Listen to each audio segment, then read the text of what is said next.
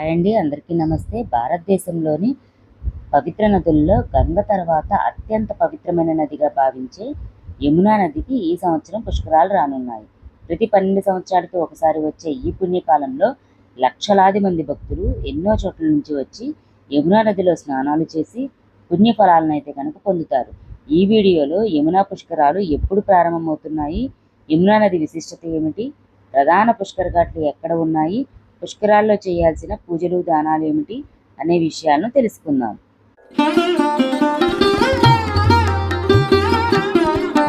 హిందూ సాంప్రదాయం ప్రకారం గురుగ్రహం ఒక రాశి నుండి మరొక రాశికి ప్రవేశించినప్పుడు ఆ రాశికి సంబంధించిన నదికి పుష్కరాలు వస్తాయి.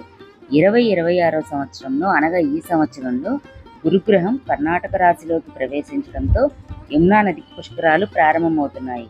ఈ పుణ్యకాలంలో నదీ స్నానం, పితృతర్పణం, దాన ధర్మాలు చేస్తే అనేక జన్మల పాపాలు తొలగి పుణ్యఫలాలు లభిస్తాయని పురాణాలు చెబుతున్నాయి. ఈ యమునా పుష్కరాలు జూన్ 2వ తారీఖు అనగా ఈ సంవత్సరం జూన్ 2వ తారీఖు మంగళవారం స్టార్ట్ అయ్యి అలాగే జూన్ 13వ తారీఖు శనివారంతో అయితే కనుక ముగుస్తున్నాయి.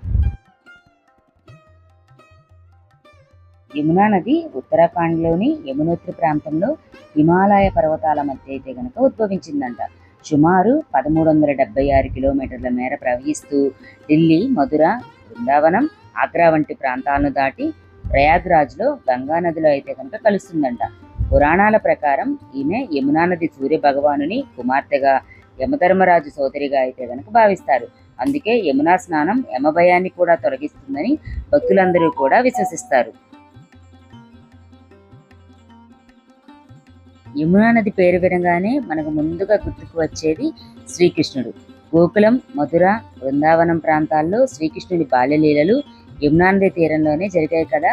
గోపికలతో రాసలీలలు, ఎన్నో దివ్య సంఘటనలు యమునా నది సాక్షిగా అయితే కనుక నిలిచింది. అందువల్ల యమునా నది కేవలం ఒక నది మాత్రమే కాదు, భక్తి మరియు దైవత్యానికి ప్రతీకగా అయితే కనుక అందరూ భావిస్తారు. యమునా పుష్కరాలు జరిగే ఘాట్లు, వాటి యొక్క ప్రదేశాలను అయితే కనుక తెలుసుకుందాము. మొదటిగా మధురండి. ఇది శ్రీకృష్ణుని జన్మస్థలం. ఇక్కడ విశ్రామ్ ఘాటు యమునా పుష్కరాల్లో అత్యంత ముఖ్యమైన ఘాటుగా అయితే కనుక ప్రసిద్ధి చెందింది. సాయంత్రం జరిగే యమునా హారతికి వేలాది మంది భక్తులు అయితే కనుక ఆకర్షణీయంగా అయితే కనుక హాజరవుతారంట. అలాగే ఇంకొకటి బృందావనం. కేశీఘాట్ బృందావనంలో అత్యంత పవిత్రమైన ఘాట్ అనమాట. రాధాకృష్ణుల దివ్యలీలలకు ప్రసిద్ధి చెందిన ఈ ప్రాంతం పుష్కరాల సమయంలో భక్తులతో అయితే కనుక నిండిపోతుంది. అట్లాగే మరి ఒక ఘాటు ప్రయాగ్రాజ్, త్రివేణి సంగమం ఉన్న ప్రదేశం అనమాట. గంగా, యమున, సరస్వతి నదుల సంగమంగా ఇది ప్రపంచవ్యాప్తంగా అయితే కనుక చాలా ప్రసిద్ధి చెందిందనమాట. పితృతర్పణాలు, పిండ ప్రదానాలు చేయడానికి ఇది అత్యంత పవిత్రమైన ప్రదేశం. అట్లాగే ఇంకొకటి యమునోత్రి, యమునా నది పుట్టిన ప్రదేశంగా భావిస్తారు. చార్ధామ్ యాత్రలో భాగమైన ఈ క్షేత్రాన్ని సందర్శించడం విశేష పుణ్యఫలమని భావిస్తారనమాట. అట్లాగే ఈ పుష్కరాల్లో చేయవలసిన పూజలు కూడా తెలుసుకుందాం. పుష్కర స్నానం చేసిన తర్వాత పితృతర్పణం చేయాలి, అలాగే అన్నదానం కూడా చేయొచ్చంట. అలాగే వస్త్రదానం, గోపూజ చేయటం వల్ల మంచి ఫలితాలను అయితే కనుక వస్తాయి. పుష్కరాలు మనకు ఒక గొప్ప సందేశాన్ని అయితే కనుక ఇస్తాయండి. నదులను పూజించడం మాత్రమే కాదు, వాటిని పరిశుభ్రంగా ఉంచడం కూడా మన బాధ్యతే. ప్లాస్టిక్ వ్యర్థాలు కానీ కాలుష్యం నుంచి నదులను కాపాడడం ప్రతి భక్తుని యొక్క కర్తవ్యం కూడా. అది మనం గుర్తుపెట్టుకోవాలి.